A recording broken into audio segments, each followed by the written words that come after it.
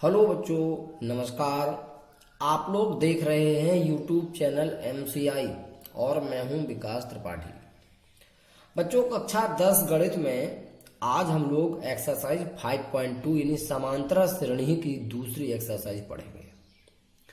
बच्चों, पिछले वीडियो में हमने ये कहा था कि पहले प्रश्न के 2 भाग हम बता रहे हैं और शेष 2 भाग आप लोग घर पे करना। यदि आप लोगों को नहीं आए, कोई समस्या आए तो आप हमसे संपर्क जरूर करना। मगर किसी छात्र ने संपर्क नहीं किया। ग्रुपों से लगभग 150 छात्र जुड़े हुए हैं और छात्राएं जुड़ी हुई हैं, लेकिन वीडियो के व्यूज केवल 30 या 35 या 25 हो रहे हैं। मतलब आप लोग वीडियो देख नहीं रहे हैं, केवल प्रेजेंटी अपने कक्षा अध्यापक को करा देते हैं, बस। ध्यान दें बच्चों, ऐसा करके आप लोग अपना ही नुकसान कर रहे हैं, अपने आप को धोखे में डाल रहे हैं। ऐसा करना गलत है। आप लोग देखें, वीडियो देखें, समझें। कोई समस्या आए तो अपने विषयाध्यापक से जरूर संपर्क करें। चलिए बच्चों, देखते हैं प्रश्न नंबर 2। ये प्रश्न बिल्कुल पहले प्रश्न के पहले भाग की तरह है, बिल्कुल पहले भाग की तरह। लिखा है, जब प्रथम किलोमीटर का टैक्सी का किराया ₹15 है और प्रत्येक अतिरिक्त किलोमीटर का किराया ₹8 है, तो प्रत्येक किलोमीटर के बाद टैक्सी के किराए से एपी नहीं बनती है, क्योंकि प्रत्येक किलोमीटर के बाद कुल किराया निम्न है। ये किराया लिया है। आपको बताना है कि ये जो लिखा है ये सही है या नहीं। तो चलिए बच्चों, हल। सबसे पहले देखते हैं कि जो ये प्रत्येक किलोमीटर के बाद किराया दिया है ये सही दिया है या नहीं। अगर सही दिया है तो ये एपी बनाता है कि नहीं। अगर गलत दिया है तो जो आया है सही उससे एपी बनती है कि नहीं। तो चलिए देखते हैं। कह रहा था प्रत्येक किलोमीटर के बाद टैक्सी का किराया। प्रत्येक किलोमीटर के बाद में पहले 1 किलोमीटर के बाद, फिर 2 किलोमीटर के बाद, फिर 3 किलोमीटर के बाद, इस क्रम से निकालना है। तो लिखेंगे पहले किलोमीटर के बाद टैक्सी का किराया। टैक्सी का किराया यानी किसी को अगर 1 किलोमीटर जाना है तो उसके बाद उसे क्या किराया देना पड़ेगा। तो ये तो सवाल में लिखा था कि प्रथम किलोमीटर के बाद टैक्सी का किराया 15 है। माने 1 किलोमीटर जाओ, 15 रुपए भुगतान करो, ये उसका किराया है। तो ₹15। अब निकालेंगे 2 किलोमीटर के बाद। 2 किलोमीटर के बाद टैक्सी का किराया। टैक्सी का किराया। अब बच्चों ध्यान देने की बात आ गई। 2 किलोमीटर के बाद यानी 1 किलोमीटर के बाद था ₹15। अगर कोई 1 किलोमीटर जाएगा तो उसके बाद वो ₹15 देगा। अब प्रत्येक अतिरिक्त किलोमीटर का किराया ₹8 है, यानी 1 के बाद तुम 1 किलोमीटर अगर जाओगे तो उसका 8 देना पड़ेगा। प्रत्येक किलोमीटर का 8 देना पड़ेगा। तो फिर हम 2 किलोमीटर गए तो एक तो पिछला जिसका 15 दे चुके, अब एक और हो गया, तब 2 बने। तो अगले 1 किलोमीटर का किराया लगना है ₹8। तो ₹8 माने पहले 1 किलोमीटर का 8 और पहले 1 किलोमीटर का 15 और अगले 1 किलोमीटर का 8, 2 किलोमीटर हो गए। तो इस 2 किलोमीटर का बन गया ₹23। इसी प्रकार से 3 किलोमीटर के बाद टैक्सी का किराया। बाद टैक्सी का किराया यानी अगर कोई 3 किलोमीटर जाता है तो कितना देना पड़ेगा। तो 2 किलोमीटर के बाद देना था ₹23। ये 2 किलोमीटर के बाद था। अब एक और गए तब 3 हुए, तो अतिरिक्त जो 1 जाते हैं उसका लगता है ₹8। प्रत्येक अतिरिक्त का 8 लगता है, तो एक ही तो एक्स्ट्रा गए, 2 से 2 का तो 23 हो गया था, 2 से एक और एक्स्ट्रा गए, तो उस अतिरिक्त किलोमीटर का लगेगा रुपए 8। 8 और 23 गया 31 रुपया। ये हो गया आपका 3 किलोमीटर के बाद। फिर आ जाओ 4 किलोमीटर के बाद टैक्सी का किराया।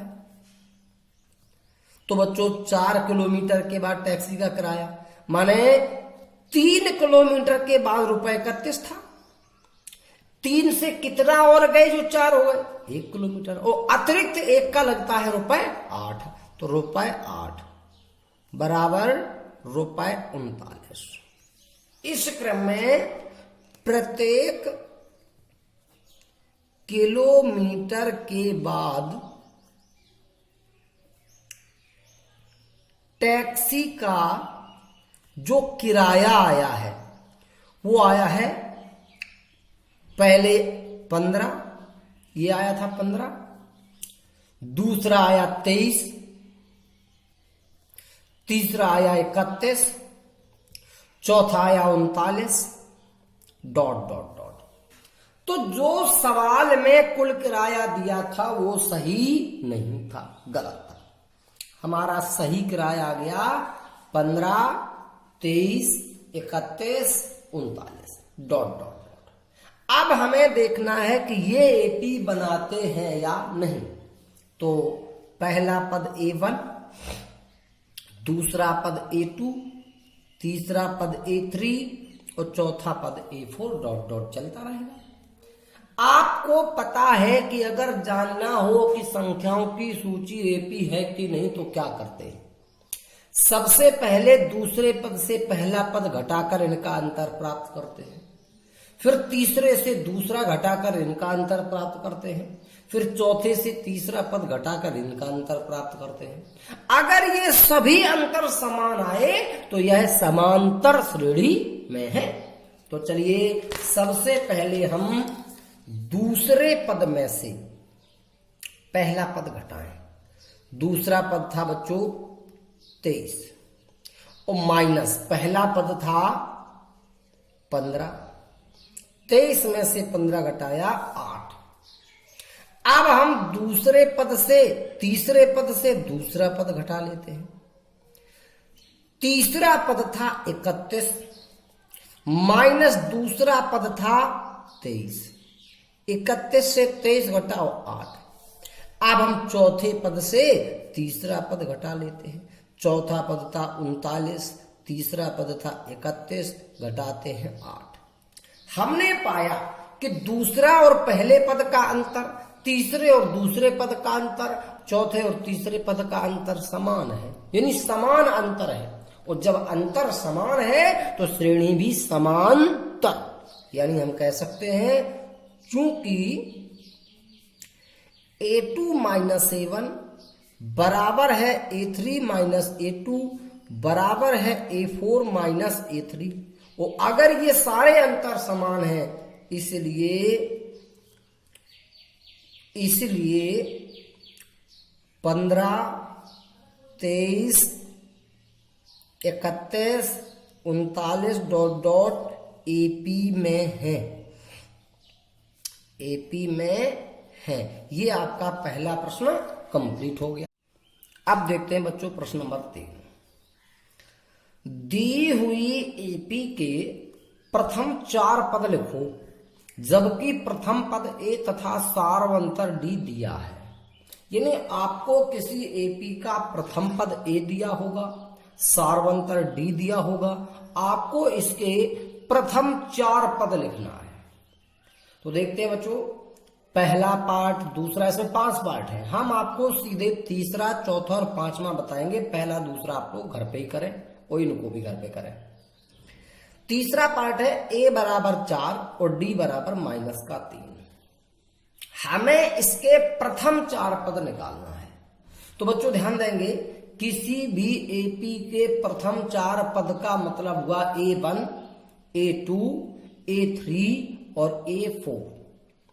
तो सबसे पहले तो देखते हैं कि A1 कितना होगा। A1 माने प्रथम पद, और यहां पर प्रथम पद को ए कहा गया है, प्रथम पद ए।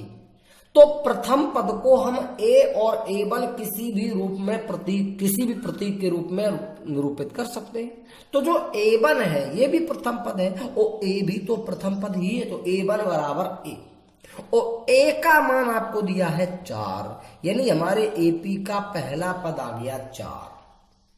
अब हमें दूसरा पद निकालना है A2। बच्चों हम अगर AP की परिभाषा को याद करें, हमने बताया था ऐसा अनुक्रम जिसमें प्रथम पद को छोड़कर प्रत्येक पद पूर्व पद में एक निश्चित संख्या जोड़ने से प्राप्त होता है, उसे समांतर श्रेणी कहते हैं और उस निश्चित संख्या को समांतर श्रेणी का सारवंतर कहते हैं। यानी अगर हमें एपी का कोई भी पद निकालना है तो उसके पूर्व पद में वो निश्चित संख्या सारवंतर जोड़ दीजिए। जैसे हमें दूसरा पद निकालना है तो इसके पूर्व माने पिछले पद में, इसका पिछला पद है A1, इसके पिछले पद में क्या जोड़ दीजिए, निश्चित संख्या जो सारवंतर कहलाती है D, तो यहां D जोड़ दो। दूसरा पद प्राप्त करना है तो इसके पिछले माने पहले पद में सारवंतर जोड़ दीजिए। तो A1 का मान है 4 प्लस D का मान है -3। जब ये ऋणात्मक होगा तो इसे ब्रैकेट के अंदर लिखा जाएगा, बिना ब्रैकेट के लिखना उचित नहीं होता है।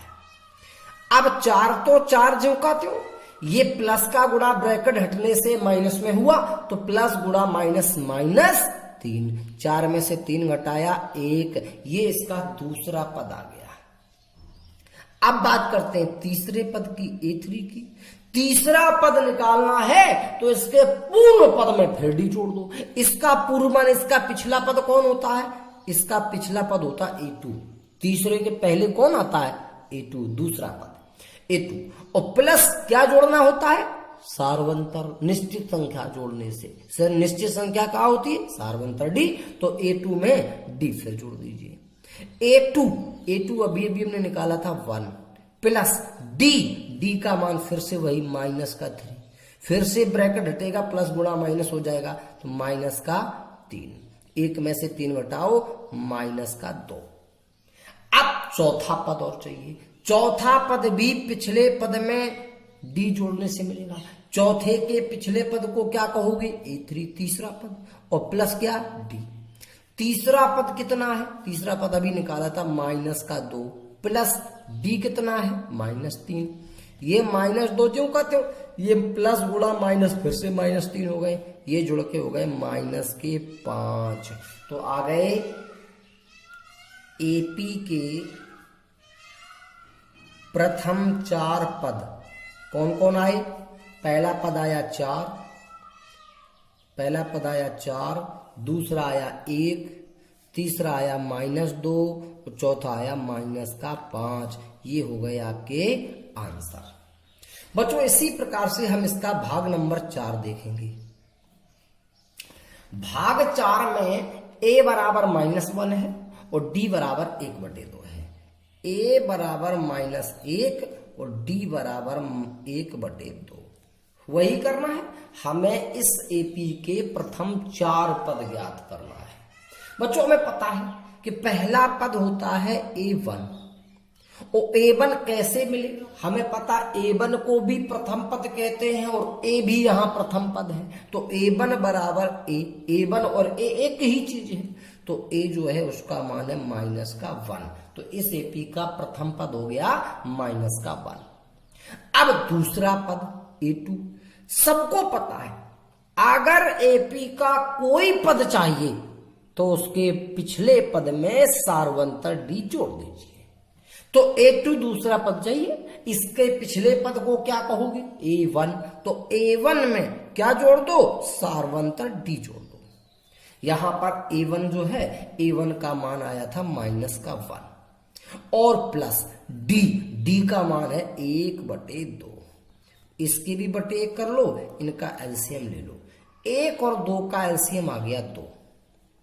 1 का भाग 2 में 2 बार, 2 एकम 2 माइनस का, प्लस 2 एकम 2 एक बार, 1 का गुणा 1 में 1, इन्हें हल किया माइनस का 1/2। ये दूसरा पद आ गया। बच्चों अब तीसरे पद की बात करते हैं। तीसरा पद होता है A3। A3 निकालना है तो इसके पिछले पद में D जोड़ दो, इसका पिछला पद होगा A2 और प्लस D। बच्चों A2 का मान अभी अभी हमने ज्ञात किया था -1/2 और प्लस D का मान था 1/2। ये -1/2, ये +1/2, ये घट के 0 हो गया। बच्चों अब बात करते हैं चौथे पद की, A4 की। A4 होगा A3 प्लस D।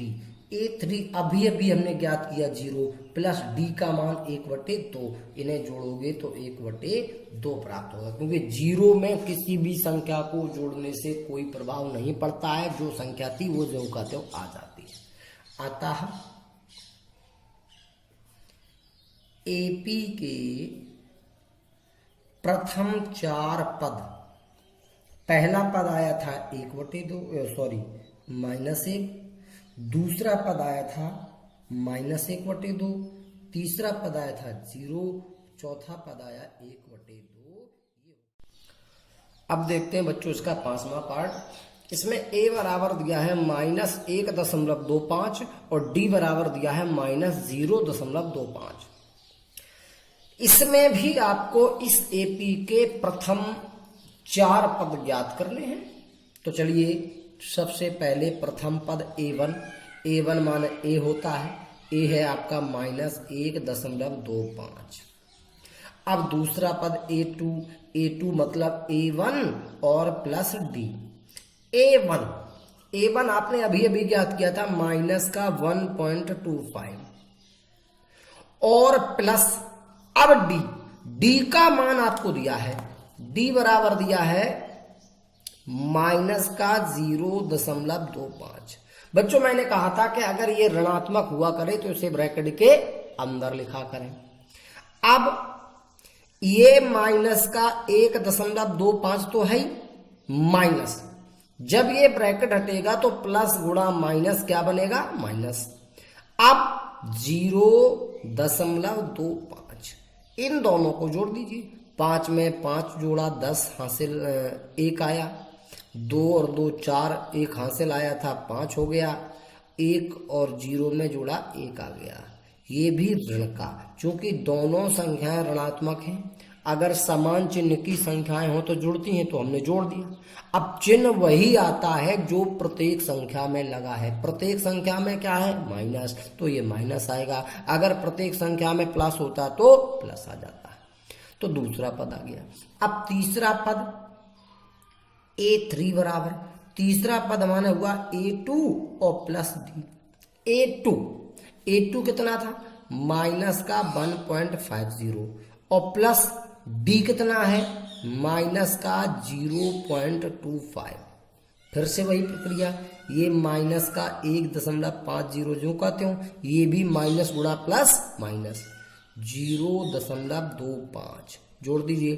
5 में 0 जोड़ा 5, 2 में 5 जोड़ा 7, पॉइंट लगा लो, 0 में 1 जोड़ा 1, माइनस का 1.75।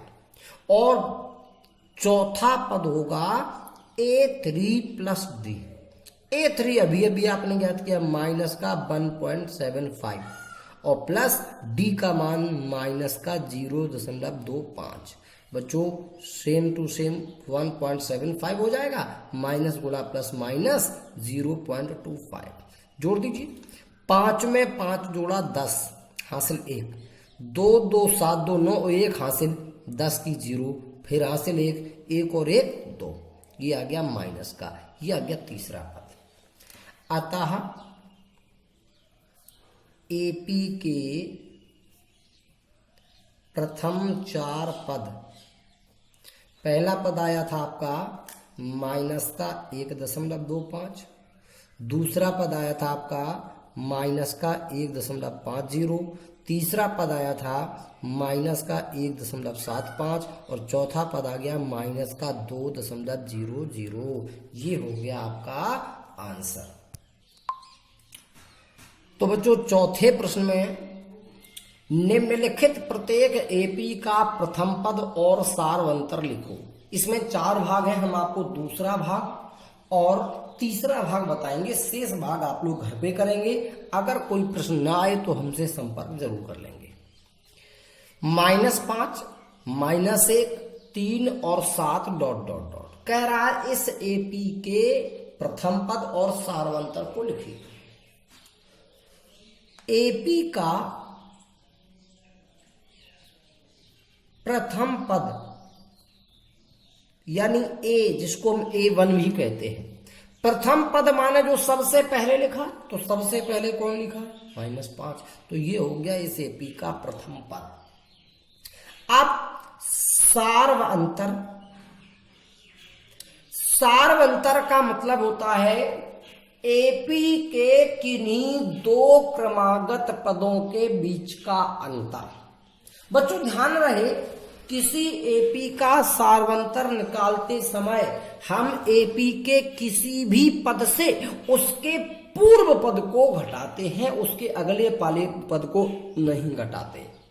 जब भी हमें एपी का सारवंतर निकालना हो, कोई भी पद ले लो और उससे पहले वाला पद घटा दो, चाहे दूसरे से पहला पद घटा दो, चाहे तीसरे से दूसरा घटा दो, चाहे चौथे से तीसरा घटा दो, और चाहे छठवें से पांचवा घटा दो।